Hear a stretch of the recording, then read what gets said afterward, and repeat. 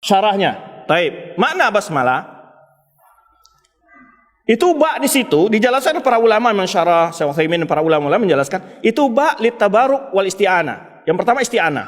Ketika kita mau melakukan sesuatu, kita memohon pertolongan kepada Allah Subhanahu wa taala. Itu maka kita membaca nama Allah di situ. Jadi ketika kita membaca ini seakan-akan kita mohon pertolongan Allah untuk melakukan pekerjaan yang mau kita rencanakan, mau kita lakukan. Kemudian itu sebelum. Kemudian ba di situ ba litabaruk juga disebutkan untuk mengharap berkah dari Allah. Maksudnya apa? Kalau pekerjaan ini selesai, hendaknya diberkahi Allah Subhanahu wa taala. Kadang-kadang ada pekerjaan selesai tapi tidak berkah. Belum sudah baru aja selesai, rusak lagi umpamanya. Jadi beda antara. Maka kalau isti'anah kita mohon pertolongan Allah dimudahkan, dilancarkan. Kemudian setelah berhasil hendaknya diberkahi Allah Subhanahu wa taala. Gitu. Hasilnya langgeng, berkahnya banyak. Berkah itu maksudnya kasratul khair, banyak sekali kebaikannya. Uang sedikit faedahnya besar. Nah, sering saya contohkan dulu, mungkin saya pernah sebutkan sini perbedaan antara berkah itu. Ada orang gajinya sedikit tapi luar biasa, manfaatnya besar bagi dirinya dan keluarganya. Anaknya bisa sekolah, ya. Dia punya motor butut bekas tapi nggak pernah rusak. Apa contoh-contoh barang tidak berkah baru saja dibeli, ya, mobil baru, motor baru, 3 hari sudah tabrakan. Ya, gitu. 3 hari sudah dicuri orang. Ya. Nah, jadi kalau kita beribadah, memiliki ilmu, coba antum bayangkan sekarang. Saat antum membaca Bismillah mau mengajukan pekerjaan, terbayang makna tadi oleh antum. Bagaimana perasaan antum, hubungan antum dengan Allah? Sangat bergantung kepada Allah. Dan sering kita melecehkan perkara yang kecil ini. Nah, sering saya kritik ini. Karena apalah basmalah itu hanya hal yang kecil. Kita pandang hal kecil sehingga sering lupa nggak bacanya. Sering sekali. Bahkan dalam momen-momen yang sangat dianjurkan kita pun tidak melakukannya. Subhanallah. Ya akhi, jangan pernah meremehkan perkara-perkara yang kecil.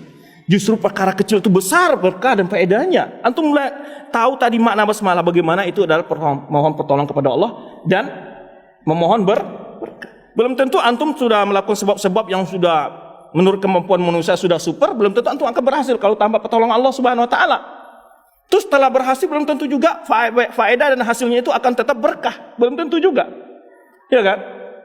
Maka ingat ketika membaca basmalah itu antum terbayang makna yang tadi, antum akan merasakan pentingnya membaca basmalah itu dalam setiap perbuatan baik. Dan kita selalu meremehkan. Bayangkan antum berapa kali minum sehari? Makan, ya, bukan makan nasi saja baca basmalah itu. Ya makan buah-buahan atau apa-apa. Antum baca basmalah, berapa tulis pahala buat antum? Tanya sekarang, berapa pahala yang antum selama ini anggap kecil itu? Remeh itu. Maka jangan pernah meremehkan perkara-perkara yang kecil. Karena perkara kecil kalau dilakukan selalu akan menjadi besar.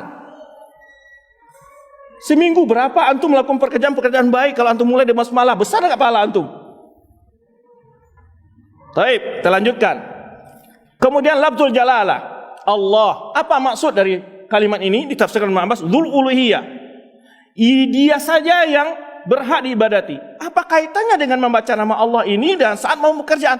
Artinya hendaknya aktivitas kita itu diusahakan bernilai ibadah kepada Allah, diikhlaskan kepada Allah Subhanahu wa taala. Dibacalah bismillah. Nama Allah. Kemudian disebut dengan Ar-Rahman. Kenapa Ar-Rahman Ar-Rahim bukan Al-Karim, Al-Azim, Al-Majid? Kenapa Ar-Rahman Ar-Rahim? Karena kita sedang berharap.